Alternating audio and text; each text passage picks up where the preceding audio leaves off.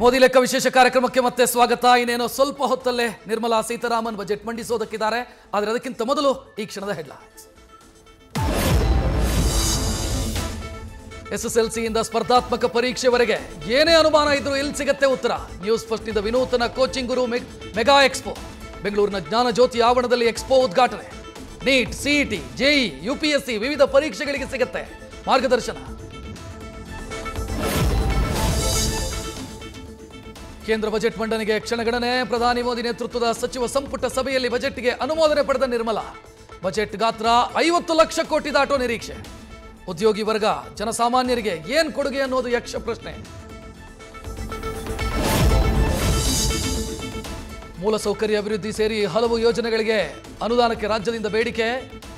ಯಾವುದು ಈಡೇರುತ್ತೆ, ಯಾವುದು ಈಡೇರಲ್ಲ. Metro, double decker, ಕೃಷಿ ಯೋಜನೆಗಳಿಗೆ ಹಣ ಸಿಗೋ ಸಾಧ್ಯತೆ.